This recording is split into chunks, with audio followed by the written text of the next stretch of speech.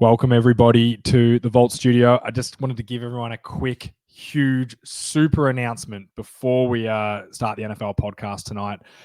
We've been talking about college football for a long time, talking about how I don't know anything about it, and I'm bringing the Vault Nation, people that do know about it, college football down under, Will and Aaron from there.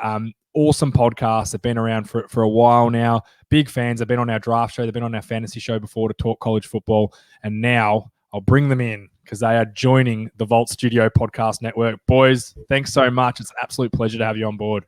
No, the pleasure is all mine, JA. Thank you a bunch. And you're selling yourself short there, mate. You know heaps about college football, so let's not, leave yourself short there. You're going Alabama well. So good. Yeah, Alabama are good. Is that right? They're okay. They're okay. Winning national championships again. Yeah, my name's Aaron.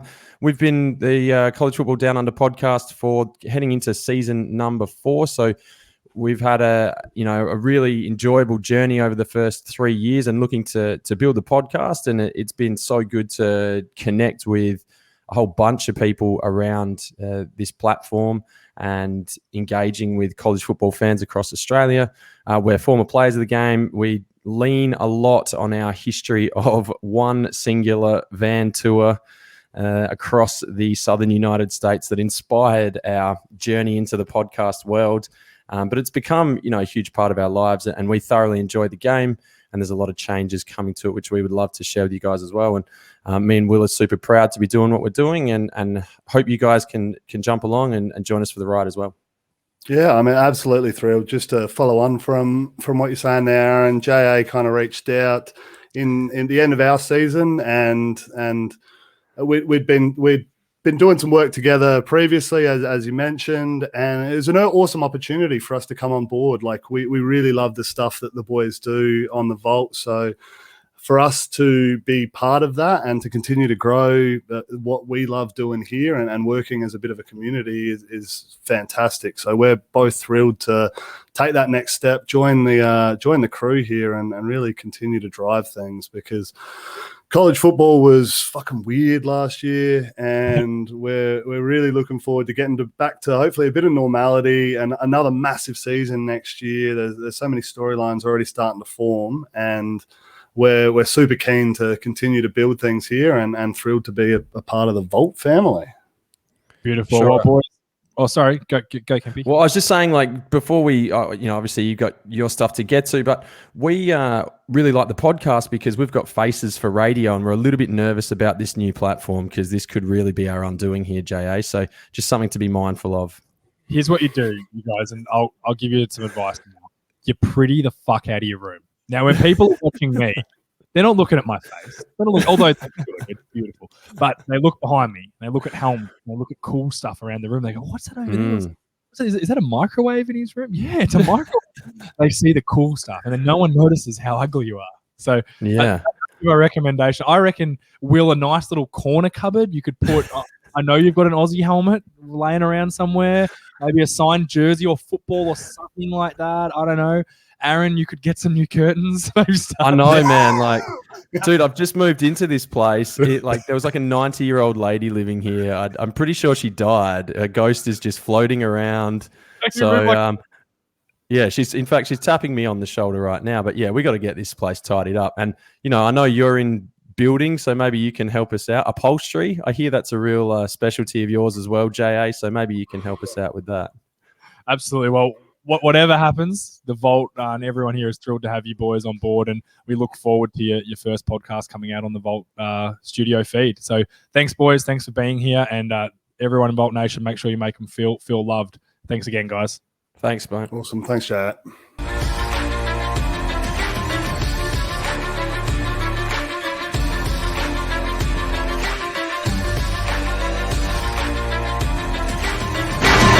Welcome to the Vault Studios NFL podcast, an Australian voice of all things NFL. The boys are cracking into a nice cold beer from Burnley Brewing. Let's join them. Hello, everybody, and welcome to the show. I'm your host, JA, and I am joined, as always, by my great friend, my fellow Buccaneers supporter, Richard JA. How are you, buddy? I'm a little disappointed, James. What? Talk to me. What's the problem? none of my Super Bowl gears arrived. I Well- ordered so much of it. I spent so much money and none of it's here yet. It's And very then- frustrating. How jealous are you? Everyone who's watching on the video, you can see my t-shirt. I have the picture of Tom Brady being escorted out of the boat party by security on a white t-shirt with GOAT across the front of it, because I might not love the Buccaneers, but I fucking love Tom Brady. And I can tell you that I never thought I would have this day where I genuinely, when I see Tom Brady post, I think I just get him now, that he is just a smart ass that's trolling everyone all the time. And I appreciate it. I think that's what I like about him. I think I worked it out, as I've said many times. I hated the Patriots. I didn't hate Tom Brady. I love Tom Brady. And it's really opened up my life to a lot of things. I feel just real happy now. I'm a happy person. Loving Tom Brady's made my life better. And I hope everyone else can join me there. Got your TB12 subscription? No, I'm not a total dickhead. I probably will one day. Hey, another Super Bowl at the Bucks next year, and I'm all in. I'm on. I'm buying his book. I'm doing everything. I'll even buy the Edelman book. Maybe, probably not. How to Juice 101. Yeah, it's how to juice and get a big contract. Will Fuller read it last off season. Just wanted to say, obviously, Richie, you haven't seen it, but before our little intro started, I made a massive announcement with the boys from College Football Down Under, Will and Aaron. You got to watch the video at the start. They're absolute legends, and they've decided to join the Vault Studio. I've wanted a college football show for a long time. I'm not a big college football guy, as everyone knows. Richie, you're a bigger one than me, but these boys are just awesome guys, and I'm really, really, really glad that the College Football Down Under is joining the Vault Studio. So make sure you send them all a message and welcome them in. Show them how good our community is. But super excited for that. And Richie, you're gonna have to jump on and do a college podcast with them at some point. I will. And as you well know, the only reason why I never launched it on this channel is because I just haven't had any time. That's what I mean. So now you've got people that you can just every now and again just be like, hey, I feel like I'm free tonight and feel like talking college football. I'll jump on. We're set up now a bit more mobile now. It's not a matter of having to be like, hey, Richie, if you want to do the college football, you got to come to the studio and set up, because as everyone can see, the table's gone now. We're a completely mobile operation now. And that's thanks to StreamYard, who are not sponsored by, who don't sponsor us, but they might if I keep saying thanks to StreamYard. Probably not. But who we are sponsored by, Richie, and who I am going to mention is our amazing, beautiful friends at Burnley Brewing. Got their stubby holder too. I'm having the pale ale tonight. It hasn't been that hot the last couple of days, so I just didn't feel like a draft. So I've gone for the pale ale. I dropped you off a big case of those real thick, heavy ones, which I imagine you can't drink on a school night because you won't get up tomorrow. You definitely can't. The old heavy dries that they've got. They're an exceptional beer, but it is a sipping beer. Yes. It's in a big can. You Yes. crack one, Yes. sip it over plenty of time. You can't. It's not a refreshing beer. It's not what it's designed for, but it's good. It's a good beer. What's it called? ASMR, when people get off on someone like drinking on microphones and eating and that. It's horrible. Horrible. It's called ASMR. It's like videos of people eating. I find it repulsive. Do you know what my least favorite sound in the world, Richie? And every time I hear it, I like it. I cringe and I get angry. Someone pouring water or juice or something from a jug into a glass. I'm getting agitated thinking about it. I hate it. And my wife knows this, and she does it all the time. And cooking shows that do it, I just sit down, my eye just twitches. I can't stand it. So I thought you were going to say the sound you hate when your phone rings and you see it's your wife calling. No, I love that because it's always a positive, loving conversation. I watched your show last night. Where the fuck did those new helmets come from? And what's that new middle case? I'm like, what are you talking about? I didn't. What? I certainly didn't go to IKEA on the weekend without you. That's what she gets more upset. I go to IKEA and buy a glass cabinet, and she's like, you didn't tell me you were going to IKEA. I'm like, why? I just stopped in to grab a cabinet. Yeah, but you know I love IKEA. You know I like walking around that place. I said, that's why I didn't tell you, because I went straight in, grabbed it off the shelf, which I'd Googled off the internet exactly where it was. There it is. I was in there in 5 minutes, in and out 5 minutes. Our beautiful Patreons. Tomorrow I'll be doing the break for this Chase Winovich, just absolute beautiful Michigan Wolverines helmet. So that's this month's. Also, second prize will be, if you win it and you want it, it's your choice. Whoever gets first gets choice. It'll be a box of beer from Burnley Brewing and a stubby holder. It's in the drawer, so it's the black one. It's a black version of that. Be a stubby holder for you guys. That's the second prize. And next month's Patreon, if you're interested in signing up, said $10 a month. Next one is Baltimore Ravens signed Mark Andrews, the tight end. Really good football player. He's going to come up tonight at some point. I don't know if he'll get the spot, but he'll definitely come up. Signed Mark Andrews mini helmet. This one's an absolute beauty. The Baltimore Ravens helmet is a classic yet quite beautiful helmet. I think it's because it's so traditional, but got a lot of time for the Ravens helmet. So that's going to be this month's Patreon. Thank you to all our patrons. If you want to sign up, there's a link below. It's all over our Facebook. It's all over our social medias. Go in there, $10 a month, a chance to win a signed helmet or, a box of beer and a stubby holder. I think it's a great deal, if you ask me. But, I'd sign up for it if I could. So that's it. That's for all the stuff. Richie, let's get straight into it. And some breaking news. For once, it happened the day of the podcast, not the day after, the morning after. JJ Watt has decided to go against what everyone thought and join the Arizona Cardinals. 2 years, $31 million. That's $15.5 a year. I haven't seen the contract, but I'm going to find it hard to believe it's not quite front loaded for the first year. I'm going to get your opinion first. What's your thoughts on it? I'll be honest, it surprised me. My gut feeling was he was going to go somewhere he thought were a genuine contender, and I just don't know if the Cardinals are that. Even if you just look at their division, getting out of there is bloody tough. So it was a really interesting decision, I thought, and one that I was a little baffled about. I mean, I don't get angry about this sort of stuff because, who cares? But I'll be honest, I was surprised. I really expected him to go somewhere where, go be the third down end at Kansas City for half that amount of money, like genuinely chase a ring. But it's not what he decided to do, which is a little bewildering, I guess. He's the only thing I can think of, like he's joined Hopkins. Maybe DeAndre Hopkins got in his ear, we're going to run it back, that sort of stuff. I don't know what they're running, but I don't know why you would say we're going to run it back, because the Cardinals, if we're going to run back 8-8 again. More like get the band back together. Getting the band back together. That's probably what he said.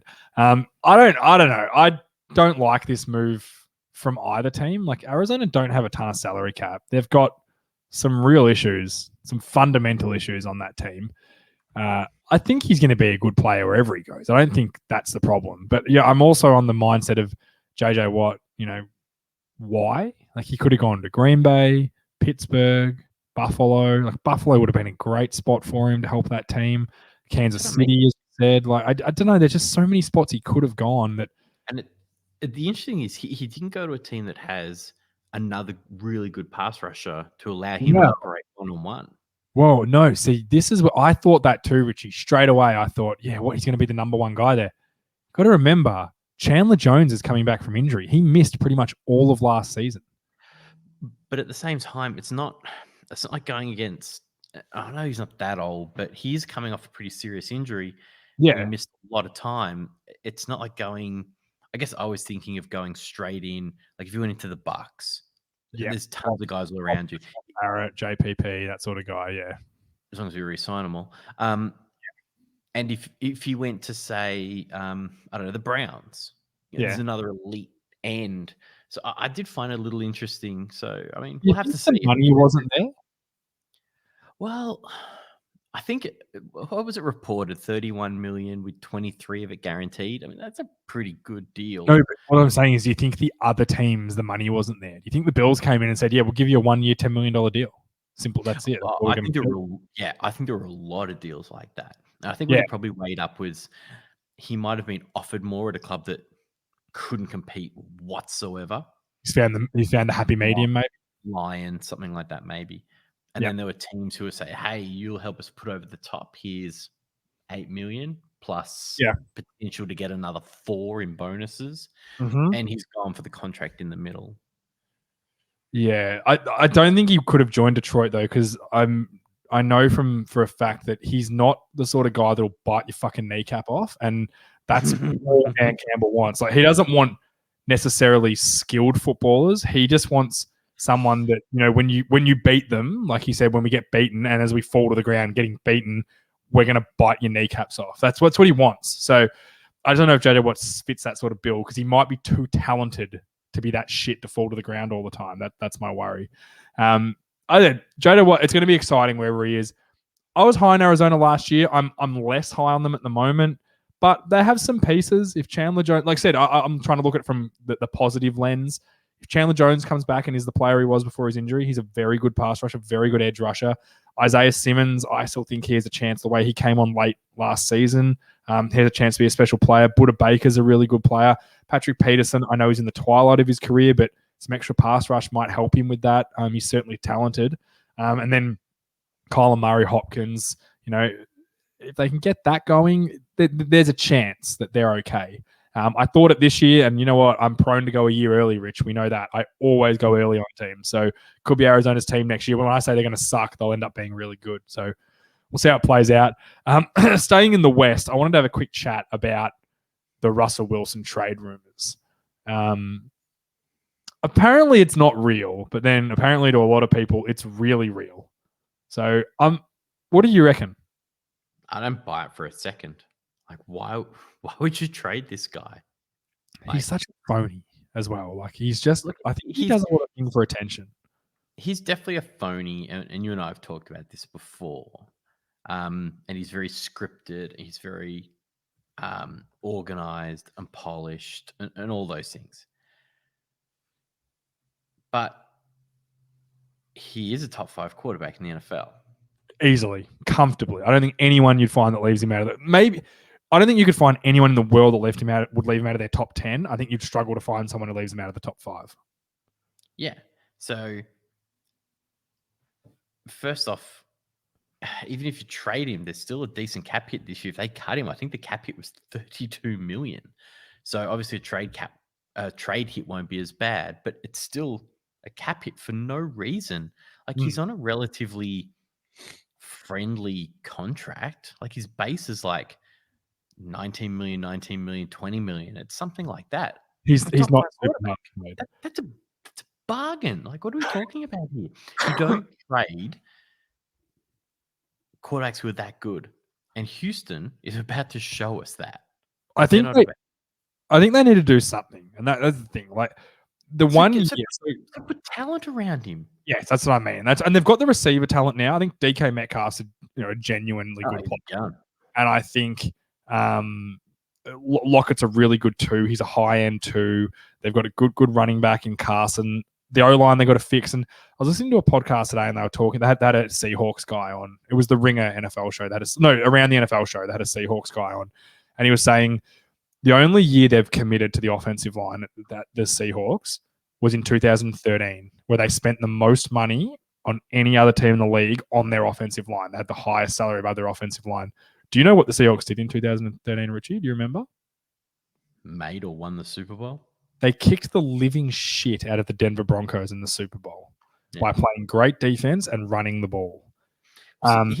Here's the other thing with Russell Wilson that he's probably a bit frustrated with is Pete Carroll is a defense and run the football coach. Yeah. Like, that's what he is. And I think all this let Russ cook kind of got away from everybody a little bit. Like, I think there's more of a chance Pete Carroll's gone than Russell Wilson gets traded. I agree, quite frankly. I think he's on the hot seat that people don't realize how hot his seat is. Yeah. They just need to spend some time, money, and energy on that offensive line, because the rest of the team, let's face it, is really good. They made an outstanding trade for Adams last year, who was genuinely hurt last year. Yep. Missed games. He got 2 proper injuries during the year, and he still, tried to sticky tape himself back together and play. That bloke is elite. Yeah, I don't know. I don't get hate for him in any way. He's such a good football player. People are idiots, but yeah, you obviously get him back on that defense. It's a good defense. It's good. It's a good enough defensive unit with him. It probably takes it into definitely a top 10, but maybe even a top 5 defense.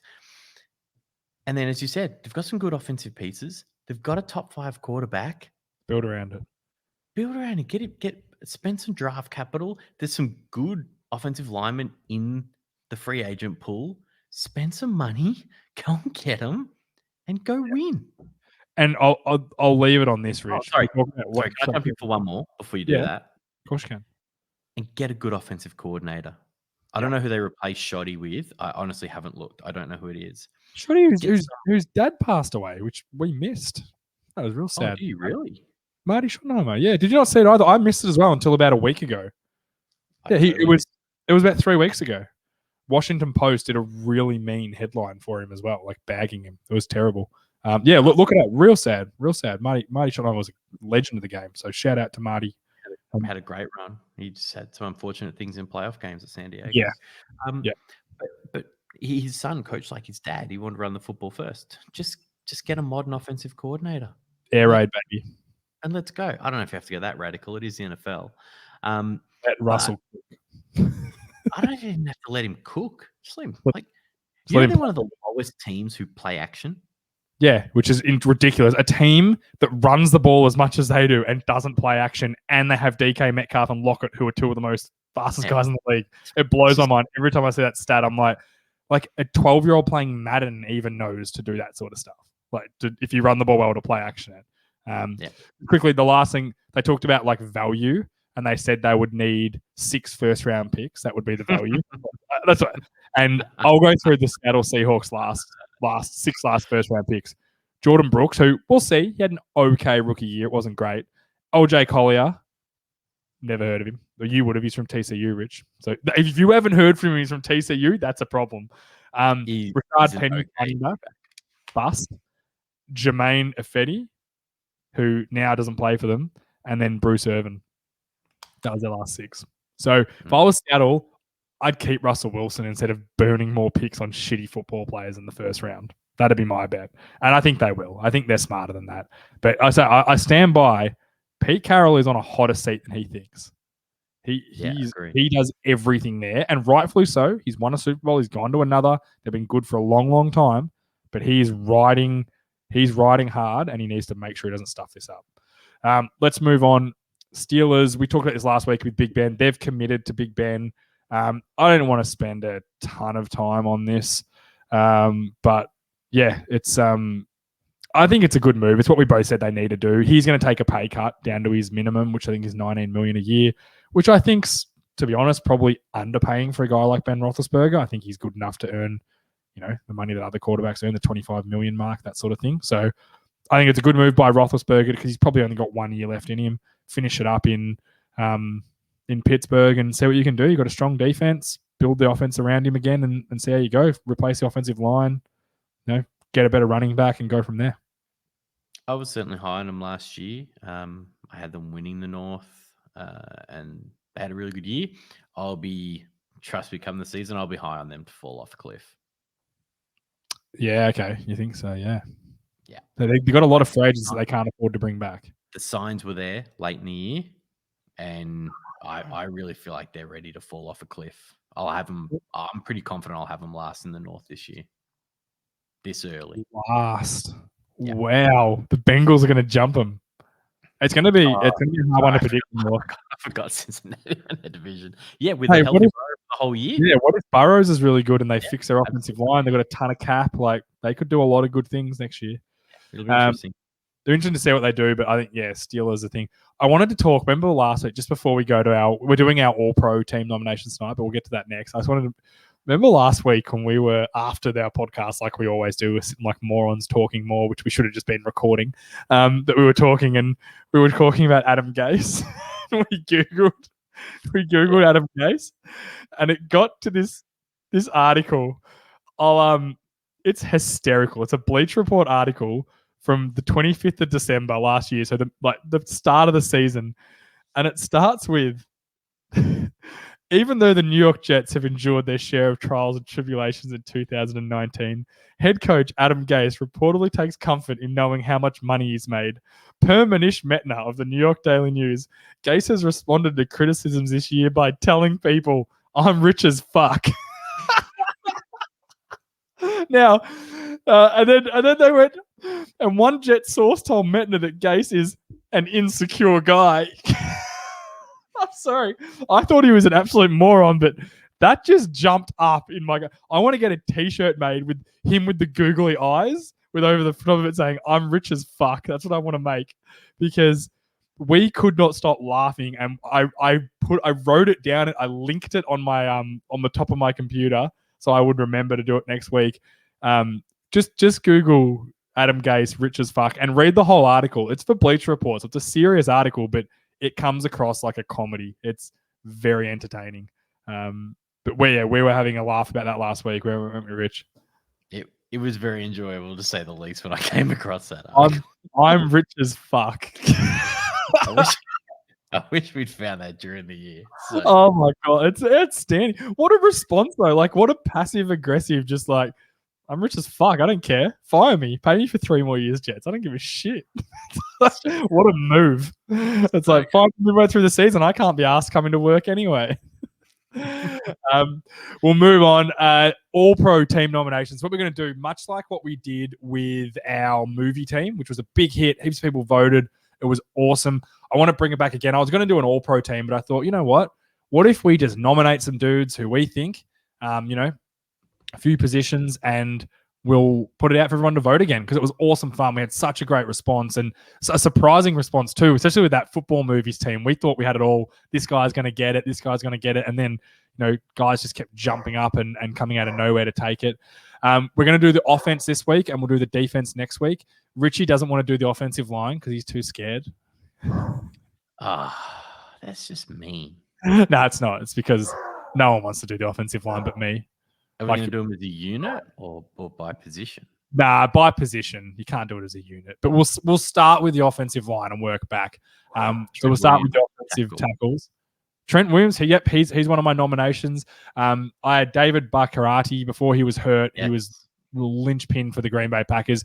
Their offense did go downhill a bit without him, and some would say it's a big reason why the Bucs were able to beat them in the playoffs. What JPP did to their backup, Billy Turner, was pretty bad.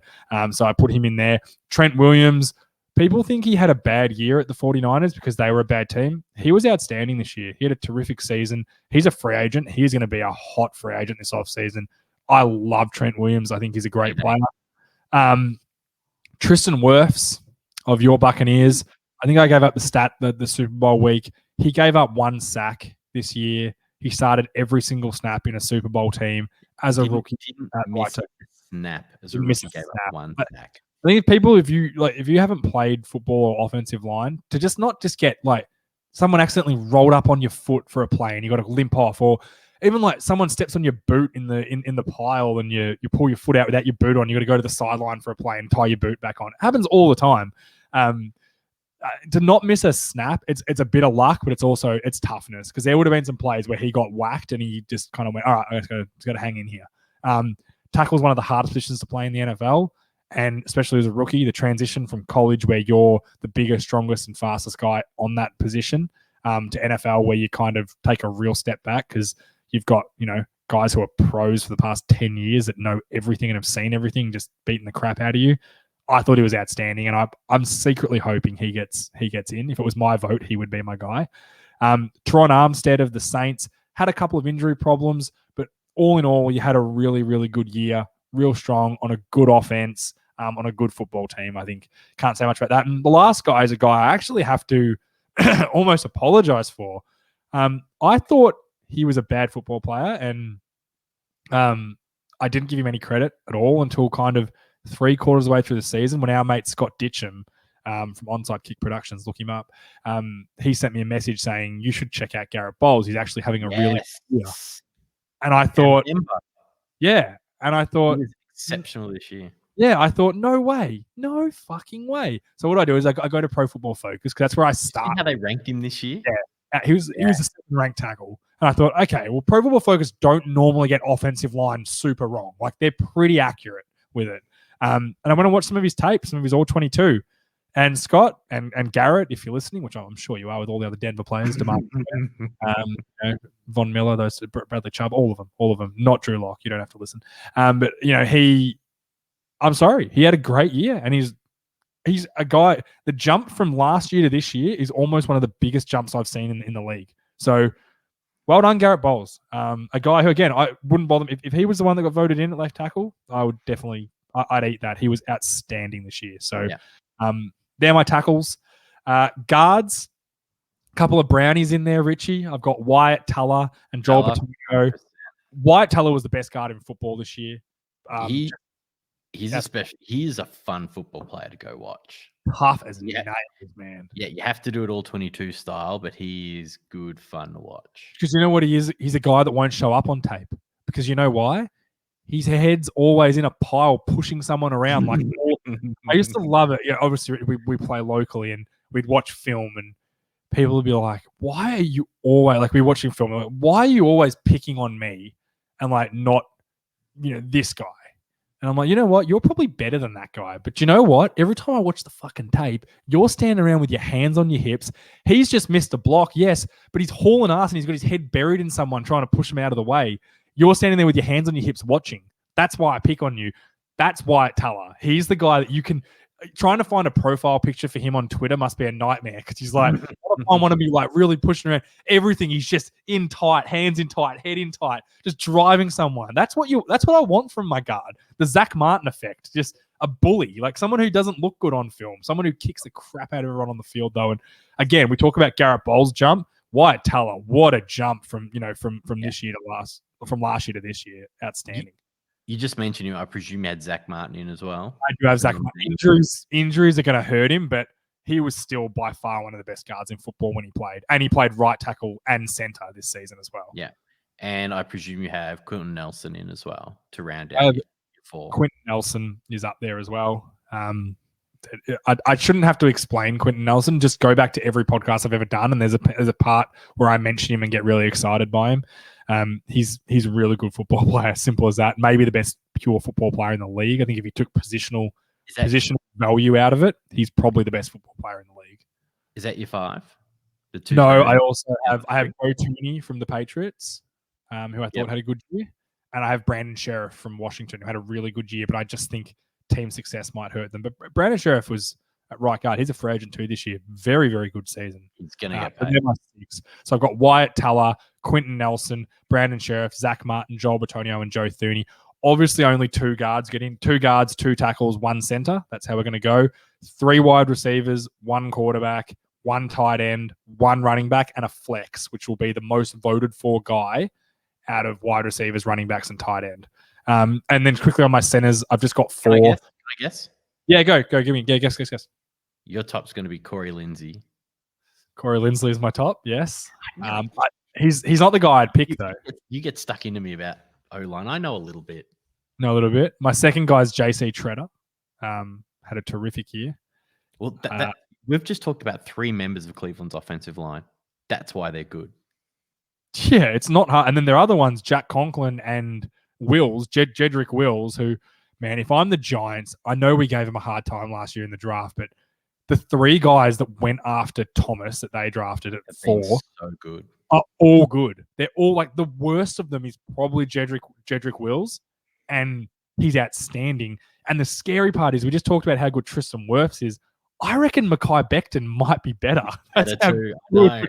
And that's not an insult to Wirfs. Like Becton may be the best tackle we've ever seen. If he could be the next generation Joe Thomas, like the guy that everyone's like, all right, all pro. Well, obviously Becton's in, and then all right, who's after that? That's what he could be like. That's how good he is. We should do that over the next few weeks. Just do a couple of revisits to drafts where, because something got blown early, what the knock-on effect was. Yeah, for sure. The other guy I had, third guy, Rodney Hudson of the Oakland Raiders. He's been the best center in the football for the past 3 or 4 years. He's been the best center in football since Travis Frederick got that injury. And Alex Mack went off a cliff at Atlanta. He was a real good center too, but he's just dropped off a bit. I don't know what happened there. You get old, man. Offensive line, it's hard. Like, as soon as they get a bit old and slow, like I think people think that because it's offensive line, they're not athletic. Once they lose a step in there, I can promise you, because Alex Mack's not a bruiser. He's not a bruising player. And once you lose that quickness, that step, and you can't out move defensive linemen, you quickly start getting blown up. It's not because they're NFL players too, all of them. So it's hard. But Rodney Hudson's my third guy. And to be perfectly honest, I'd actually find it a really tough pill to swallow if Rodney Hudson wasn't named. He's given up 1 sack in 3 seasons. That's and it wasn't an this year. amazing stat.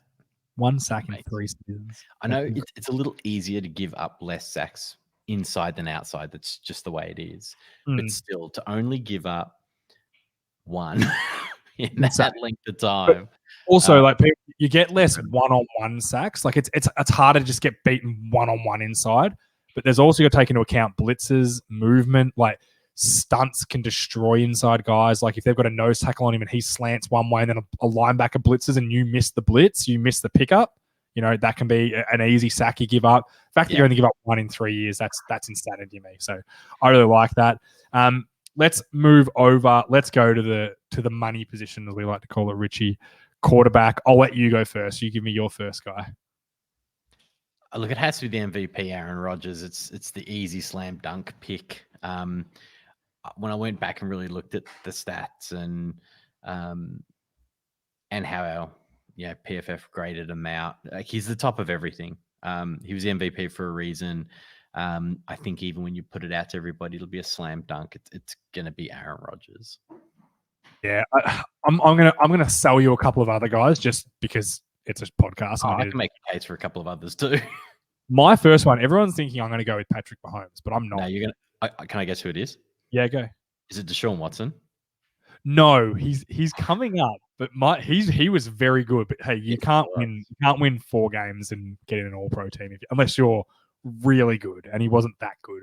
My next guy is Josh Allen. Yeah, I got no problem with that. He faltered a bit in the playoffs. He wasn't great in the playoffs. It's his 3rd year. The whole team wasn't great in the playoffs, and they still made it to the AFC Championship game. I think that's how talented they are.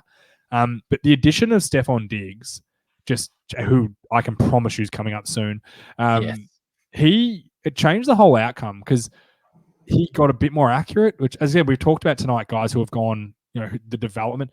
I don't think if you watched Josh Allen your first year and then I showed you tape of him now and changed the colors around, you'd think it was a different person. You wouldn't know it's the same player. That's that big a jump he's had. And I was kind of proud of him in a way. Like, I think he copped a lot of flack, and I gave him flack too. I really did. And I'm man enough to admit when I was wrong. Josh Allen's a really, really good quarterback, and they've found one there. Well, he's one of the ones who came in with all the tools. Yeah. Cannon, tall, quick, can run the football. Real quick. But wasn't a great decision maker, didn't have the best accuracy, and came out of Wyoming, where you're not playing an SEC schedule and all those things. They took the chance on all the measurables and said, we can turn him into a quarterback. And for a while there, it didn't look like it was going to get there. But to his credit, the past year he's had, and hopefully it continues because Goff had a year where he bobbed up. Hopefully he'll be able to continue this because he was exceptional this year. Yeah, he was really good. Do you have another one you want to mention? Yeah, Deshaun Watson. Yeah. So when I was putting this together, I went back and had a look, and I didn't expect to come across his name where I did. He led the league in passing yards, which I couldn't comprehend. Did he really? Yeah, he did. I didn't even look at the stats for this. Did he really lead the league in passing yards? 4,823 off 544 attempts. He's almost as good as Jameis Winston was last year. Do you take that back? He had more completions than most in the league. The stat I liked though was his yards per attempt, which I think is a super underrated stat. He had one of the highest at 8.9. That's real high. Yeah. I think if he's on the Bills, we're probably selling the same thing. And this is the one that blew me away though. He was sacked 49 times. Far out. So to give people some reference on that. Do you know what the record is for sacks in a season by a defense? I know that stat. It's 74. 74 in a season. That's for a defense. That's for one defense. So you think a team that plays someone different every week to give up almost 50 sacks. That's Yeah. a lot of sacks. Patrick Mahomes, 22. Tom Brady, 21. Josh Allen, 26. Aaron Rodgers, 20. And Watson is an athlete too. Yeah. And he still couldn't get away. Yeah, So that's, I just that's thought, a big stat. and what he had to deal with, who's on offense? They traded away arguably one of the best receivers in the league, who I'm sure you and I are both about to mention. Mhm. And Will Fuller got done for PEDs. Missed halfway through the year. back last 6 games. Who was good before that? Well No- played. Well no- played. Pete. No backs. So he's just thrown it to Joe Blow, and he was that good. Yeah, he was a good. He had a This good is year. why you got to, if you're one of the teams where because he's got a no trade clause, if he's happy to go to you, you give up what it takes. Sorry, did you see he met with the head coach the other day? I've forgotten the head coach's name again. It's They'd still trade me. Yeah, and the coach was like, oh, "Come on, can we do?" And he's like, "No, it's done. It's nothing to do with you, coach. It's done. I'm done. Trade me." Apparently, he's just like, "I don't." And they're like, "Look, what? They'll make you sit for 16 games. They just won't trade you." And he's like, "Okay, make me sit. You still got to pay me. I don't care. Either trade me." Well, they don't have to pay. Well, they've paid him the bonus though. Like they've paid him. They paid him what, $65 million up front. You reckon this kid ever cares about money again? It's not money's not the problem for this kid. He's a quarter. It's not Le'Veon Bell missing out on $14 million. Like he doesn't care because you know what, they're gonna trade him at some point if he sits out. They're not gonna let that value sit on the bench. It's real dire straits in Texas. It's fun. It's gonna be fun to see where he goes and when it happens.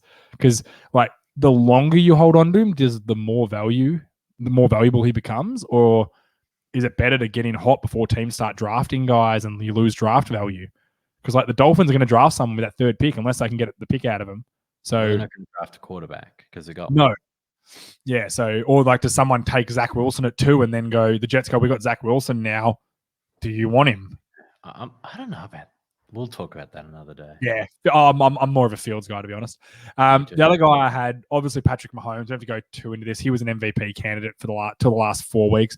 I feel like his playoff run might have tarnished him a bit for me. I just think he's probably tied third with Deshaun Watson now after you've made that case. But I also had Tom Brady. He threw 44 touchdowns. That was 2nd in the league behind Aaron Rodgers. Had a good year. Had great offensive talent around him. Probably the best offensive talent around him, which in some ways it affects this selection. If you say regular season, he only had 40. Russell Wilson had 40 as well. Yeah, Russell Wilson, who I don't have on. The last guy I wanted to mention, Ryan Tannehill. Really, really good year. Really good year. I don't think he's the one guy because I think it's Aaron Rodgers. I think we're just talking for the sake of talking. It's Aaron Rodgers if you ask me. But Ryan Tannehill was another guy I had. And then did you have Russell Wilson? Yeah, I have him in. Yeah, I just think his run down the stretch was dreadful. They went from being like a terrible defense and a great offense to then just flipping and being a dreadful offense and a great defense down the stretch. It was a real weird season for Seattle, and he was definitely in some way checked out of that team. He was not enjoying his time down the stretch. And he had very good players around him too, but I just think poor coaching. So we'll see. Hopefully that changes. I don't think the Seahawks are dumb enough to trade Russell Wilson. Like, I don't think the Texans have a chance. I think a choice. They have to trade Watson, but it's really hard to find these quarterbacks. Like, we've seen this. It's hard to find a top 5 quarterback. When you get one, keep him and keep him quickly. Also, just on Ryan Tannehill, I heard a great. Someone was saying the day that the Jets should draft a quarterback, which I think they're going to, and then trade Sam Darnold. And someone's great analogy was Ryan Tannehill, like that sort of a thing for Sam Darnold. If he went to a team in good position, he could easily have a Ryan Tannehill-like turnaround. I just thought it was a really good comparison. Yeah, definitely. Let's go over to running backs. I'll start. It's real. This is the easiest one of all. Only one guy had 2,000 yards this year, and it's Derrick Henry. We'll mention a couple of others just again, but this was the easiest one. Derrick Henry was outstanding last year. He was incredible. Said only 6 guys. He's only the 6th guy ever to have 2,000 yards in a season. I like some of the runs he had. I've watched that replay of the 98-yard run he had against, I can't remember who it was, where he's just like, he breaks a guy's tackle and then breaks another guy's tackle and then the guy whose tackle he just broke catches up to him and he breaks his tackle again. Like he's just a different someone that big and that strong shouldn't also be that athletic. It's almost unfair. And Derrick Henry, I'm going to find it hard to think anyone else gets it this year, but this is why we're voting.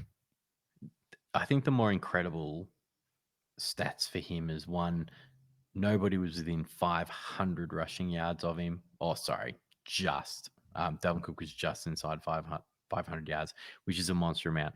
But my favorite stat is he had 16 rushes of more than 20 yards. Yeah. The nearest person to him was Nick Chubb, who had 12.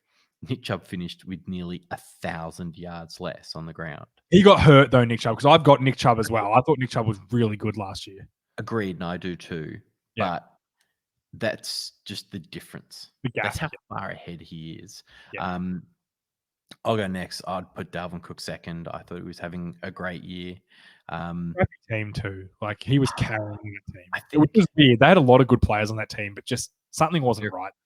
It's the quarterback. Yeah, I like Kirk. I don't know why I like Kirk. I hated him at Washington. And you should hate him there too. He's not taking them anywhere. They have weapons on the outside, in the backfield. They need some work on the defense, but they're a quarterback away. Yeah, I tend to agree. Their defense dropped off a lot last year. They had a few injuries as well, but they've made some good moves, the Vikings. They improved the offensive line. Dalvin Cook's a great running back. I think they could be a team next year that surprise people. After a kind of a down year, they could jump back up and be in contention. Something to I'll certainly be looking at them all off season. My next guy, Alvin Kamara. You talk about versatile, and just so everyone know, I'm not putting CMC on this year. He just didn't play enough games. If he played 16 games, he'd be in this list, but he didn't play enough games at all. But Alvin Kamara, for me, I think he almost had 1,000 yards rushing and 1,000 yards receiving. I saw it today, but he was just short rushing. I think he was just short receiving too. Hang on, I think he was. But either way, he was unbelievable last year. He had 932 yards rushing. It's insane. He had and he had 83 receptions for 750 yards. So all in all, you put that together, he's a 1,800 yard season with 21 touchdowns because he had 16 rushing touchdowns. Now he did get 6 in one game, which helped. But then in saying that, he did get 6 in one game, so it's like I can't belittle him.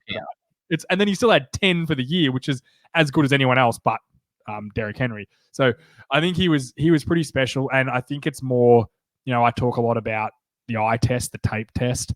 He passes that test almost more than any. Like there's not Derrick Henry would be hard to pass up, but we'll see how he goes next year. So he's jumped that carry mark by a long way, that drop off mark. Alvin Kamara would probably be my top guy to take if I was picking a running back in the league, just because of his versatility, and he does everything really, really well. He also missed a few games, so I thought he was good. Have you got another one? Well, we both had Chubb.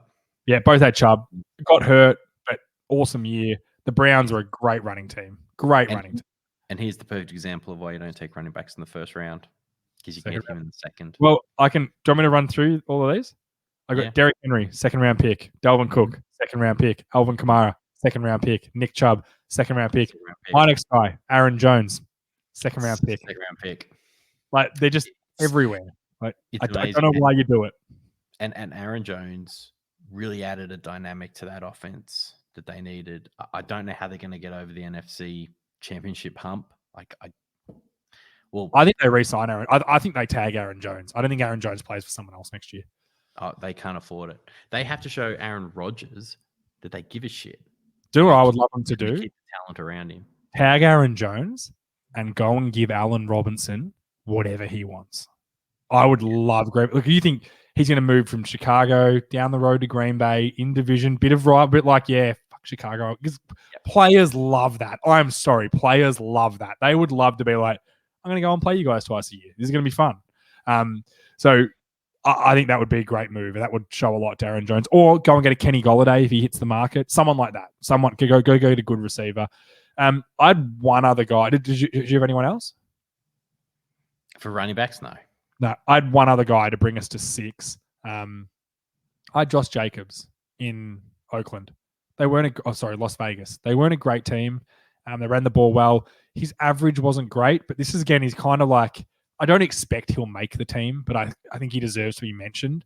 He's had a great rookie year, a great second year. It's really hard for running backs when they enter the NFL, especially in that second year. You can be beaten up a bit.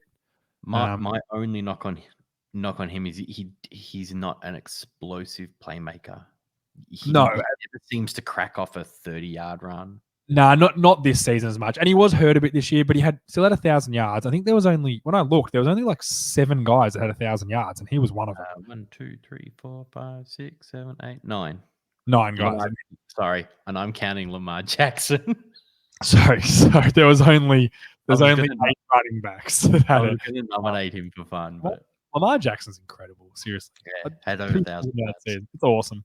But yeah, I think Josh Jacobs, he deserves to be mentioned in it. I don't think he's going to get over the other 5 guys. He's certainly the 6th, but he's had a great couple of years, and I think if Las Vegas can just get a couple of things right, I think they could be real good. I think they're real close. They've just something's got to go their way.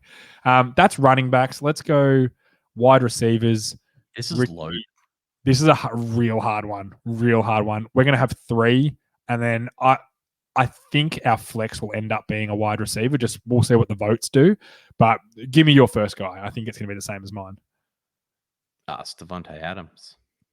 Oh, you had him one. Okay, good. It's not the same as mine. Oh, that's what it should be. I give my little spiel. He had an exceptional season. Had a ton of yards. 18 touchdowns. The thing I really like about him is he's an explosive playmaker. 18 receptions over 20 yards, another 5 over 40, which I think was tied highest in the league.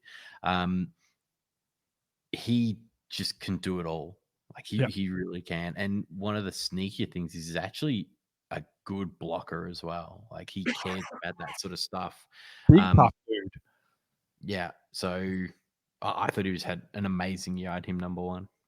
Yep. My guy I had number 1 was Stephon Diggs. Yeah, I got no problem with that. Stephon Diggs, that trade is arguably one of the most even trades in the history of the NFL, just because of what Minnesota went and did, who I'm going to mention, he's going to come up here. I don't think he's going to get it, but he's going to come up. What he did there, but he led the league in receiving yards. He changed that Buffalo Bills offense. He turned them from, they're good to, wow, like they've now got someone absolutely unstoppable at wide receiver that you have to think about all the time, and it's opening up the door for everyone else. All of a sudden, Cole Beasley was outstanding in the slot. Like you just had genuinely good players everywhere, and he was kind of that piece. He was that bit of the recipe. The most amazing thing for him was he only had 8 touchdowns. He led the league in yards. He had tons of explosive plays. Yeah. One of the highest receptions, but only scored 8 times. I found that really interesting. Yeah, I think 2 of them were walk-offs as well. They were walk-off winners, 2 of his touchdowns. He had the one to get the lead against Arizona, and everyone was like, "Oh, it's Stephon Diggs, he's done it, and then Hopkins." Yeah, and Hopkins Can we just segue into Hopkins because he's on this list? He got that massive catch in the end zone. I said, never has there been. I just talked about one of the most even trades in the history of the NFL. I reckon the DeAndre Hopkins trade, still to this day, is one of the worst trades in the history of the NFL. The Texans got nothing out of David Johnson, nothing out of him whatsoever, and gave up a 2nd-round pick on Hopkins, who led the league in receptions. Again, changed their identity to Arizona, made them a pass-heavy team, made Kyler Murray a better player. He's certainly not the reason that they didn't make the playoffs last year. He was incredible and had some great games. And it's funny, when I look at his stat line, I'm like, geez, he was a touch off this year, which is much on the highest grade. I know. But he's a special dude. Receiving touchdowns are strange. They're not like running backs touchdowns where you can genuinely look at it and go, like the touchdowns were off. That's strange. But you can get someone like Hopkins who only had the 6 touchdowns, but he doesn't get targeted like a Mike Evans does. Where it's, it's going to him. So look, he was great this year, and I would expect as Murray gets better, we'll continue to see his stats improve. Yeah, I think so too. Who's your next guy?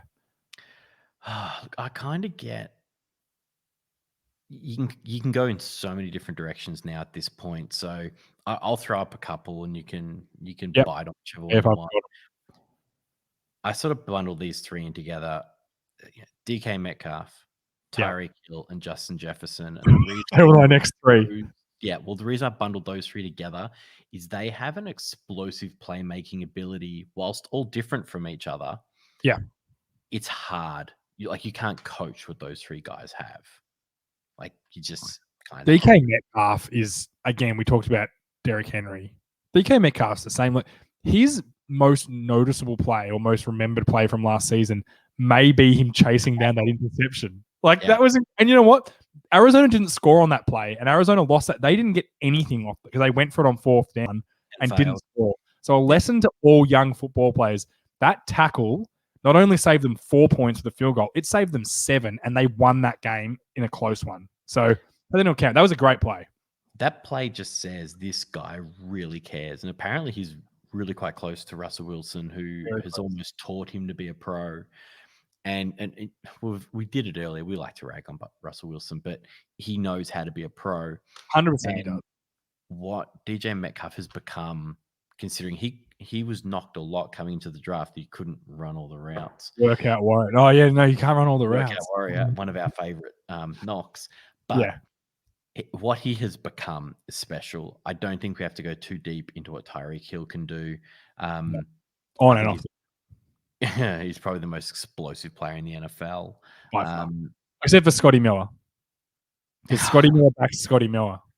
I love Scotty Miller. Love it too. And then Justin Jefferson, one of the most impressive rookie seasons of all time. And he's a special receiver. I think he could do very anything good. Next few years. Receivers really, really hard to learn in the NFL because of what they ask them to do. I know we joke about running all the routes. It's not really about being able to run all the routes. It's all the coverages they want you to read that change the way you run the route. Yeah. Everything's a read. Everything is. So you got to be real smart. And Justin Jefferson, I think there's two guys in my lifetime watching football who have been so stiff not to win Offensive Rookie of the Year. And it's the man whose helmet's over my shoulder here, Ezekiel Elliott, and Justin Jefferson. They were both outstanding those years, but I still say neither of them should have won it because Dak Prescott, they went 13-3 as a rookie, and he was outstanding. And Justin Herbert this year broke the touchdown record for rookies. I'm sorry, I love Justin Jefferson, I love Zeke, but they didn't get it. If a quarterback, we joke about it every year with Offensive Rookie of the Year, all it takes is a quarterback to start 16 games and not be, because if you start 16 games as a quarterback, you've played well enough to start 16 games. They haven't benched you. You've been good. That's all it takes. Yeah, and it's yours. And I'd argue if Burrow didn't get hurt, he probably would have been there over Jefferson as well as Herbert. So it's hard. It sucks to be a skill position when it comes to those sorts of awards. The only other two guys I'll just quickly mention, Allen Robinson. The fact that he was in Chicago hurts him, but again, an outstanding season in Chicago. Look up his numbers, watch his film. He is going to be a hot free agent. Yeah. I think Chicago are going to tag him, which I kind of hope they don't because I want to see him hit the open market. It would shit me if he was stuck in Chicago next year with who knows what quarterback. And my other guy was Calvin Ridley in Atlanta. Obviously, Julio was up and down this year just due to injuries. When he played, he was great, but he's not in here because of injuries. Calvin Ridley led the league in touchdowns, led the league in 100-yard games. Had a really good under-the-radar season. I don't expect him to beat some of these other guys, but he was really good still. He was really good. Let's move on. Last one, the tight end. We've only got one. Really, I could only come up with 3 that I was genuinely serious could make the team, and George Kittle was one of them who didn't even play that much. The guy is Travis Kelce. It's Travis Kelce by so far. It's not even funny. Yeah. He puts up stats like he's a receiver, and I know he doesn't. He lines up in a lot of different positions, but he is generally the best blocking tight end in the league as well. Yeah, he's a good blocker. Yeah. So good. He is. I actually think he's above a good blocker. He is an above average blocker who can then be a receiver as well. So you don't lose anything by having him on the field. Travis Kelce was second in the league. He was second in the league in receiving yards for everyone. And he had 11 touchdowns, which the only people who had more were Devontae Adams and Tyreek Hill. And Mike Evans. Yeah, I'll say Evans would have had more because all he does is catch touchdowns. So it's Kelce, but I've got an argument for you if you want to hear it. And it's a fun one. Is it Darren Waller? Because I'd enjoy that. It's Darren Waller. Might be. Great story. We've talked about Darren Waller. Great. This is a guy who was in rehab 3 years ago. Talk about turning your life around. Like, I've never had to go to rehab for an addiction, and I can't comment on that. But I imagine it would be really fucking hard to overcome that. Like, I love video games. I think if someone told me you can never play video games again because you're like it's going to kill you, and I'd be like, no, I'll just die. I've had this joke that was like, all our mates that play video games say, if someone told you, if you keep playing video games so much, you're going to go blind within a year. I'd just be like, oh, well, start preparing for me to be blind within a year. I'm not giving it up. And that's video game. Imagine being addicted to drugs. Like, that's horrible. And he did it. He beat it. Now he's a superstar in the NFL. Like, I love it. 107 catches, just under 1,200 yards, 9 touchdowns, 16 plays of 20-plus yards.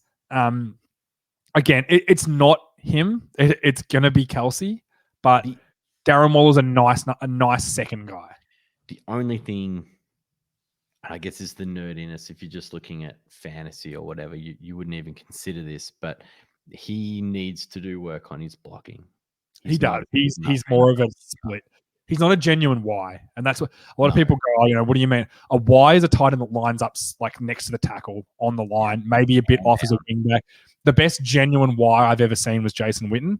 He wasn't explosive like these guys, but he was the best genuine Y tight end. And teams actually hunt for these guys. Like, they're getting they're getting more and more hard to find a genuine Y tight end. So Darren Waller isn't that, and he needs to become that. Travis Kelce is to an extent. He's certainly not like having an extra offensive lineman, which some guys have been in the past, but he makes up for that by basically being a wide receiver as well. But he's kind of like Gronk in his prime was a true Y. Blocked he would block defensive ends comfortably in the running game, and then could stretch the field with any defender on him, could beat them. So that's the amazing thing. Yeah, I can't believe I actually used Jason Witten as a description for a genuine Y. Like, I love Jason Witten, but Gronk's a way better one. If you want the best Y, if you want to see the description, go watch Gronk in his 1,500 yard season. That was a genuine Y playing football. So the only other guy I had George Kittle. I think if he's not hurt a lot of the year, he's right up there with these guys numbers wise. I don't know if he beats Kelce, but you talk about, I think he's worth mentioning. You talk about genuine Ys. Kittle's that. He breaks so many tackles. He gets so much yak. He's just kind of this next breed of tight end. He's kind of in the Kelce mold. Really good player. I think he's worth mentioning. Don't think he'll get it because of injuries. And the other guy is Mark Andrews in Arizona, in Baltimore, who's the Patreon helmet for this month. Just in a system that runs the ball so much, to be that tight end, it would be frustrating at times. And he still had almost 800 yards, 6 touchdowns in a team that doesn't pass the ball. And then you got to think how much dirty work he's doing for that running game. I think it's worth mentioning a guy like that as well. But they were kind of the only 4 I could come to terms with bringing up. And I'll just reiterate, it's Kelce, and it's not even an argument. I agree. Like, some weeks I'll say I'll take an argument on someone else. Like, I've just argued for Waller. I didn't even believe it. It's Kelce. You can argue all you want. It's Kelce. That's it for the All-Pro teams. What we'll do is we'll put this up for voting. So keep your eye on Facebook, Twitter, Instagram. I'll start putting them up. Vote for the guy you want. I said, if you want to prove me wrong that it's not Kelce, get everyone to start voting for Darren Waller. I guarantee you there'll be a real shock in this team, because there always is when you do the voting. You find out who people really hate. But yeah, that's it for our show. Again, wanted to thank our sponsors, Burnley Brewing. Absolute champs. We love you guys. I'm picking up some beer this week, so can't wait to get in there. And I normally have a sneaky one, even though it is lunchtime, Richie. I normally just have a cheeky beer straight from the tap. And also our Patreons, Chase Winovich helmets going up tomorrow. If you want to be a Patreon, this month's mini helmet giveaway is Mark Andrews, tight end for the Baltimore Ravens. Great mini helmet. It's $10 a month, nothing. And then second prize is a box of beer from Burnley Brewing and one of their stubby holders or coolers or coolies or whatever everyone calls them. They're all called something different. But, thank you to our sponsors. Thank you to all our current Patreons, and keep signing up. And lastly, start of the show, we announced College Football Down Under joining the Vault Studio. We're just super pumped to have them on board. So thanks again, boys. And we can't wait. And then finally, my good man, Richie Garraway, my great man, Tom Brady, being drunk. Make sure you check the YouTube out to see this T-shirt. It is something else. I hope your Super Bowl gear comes. So next week when we record, you are just stacked from head to toe in Buccaneers Super Bowl merch. Surely it's going to come soon. It's all shipped. I'm just waiting for it to arrive. Did you pay for Express? What were you thinking? You can't with because NFL.com don't have a shop anymore, do they? It's all Fanatics now, isn't it? Well, they have one branded, but it's all Fanatics. Fanatics provide it. What a business model Fanatics are. They started as just like a story about him. Yeah, I do actually. I'll spew off on a tangent here, which we love to at the end of the show. And my wife's giving me the eye, like, why haven't I finished yet? Garbage time.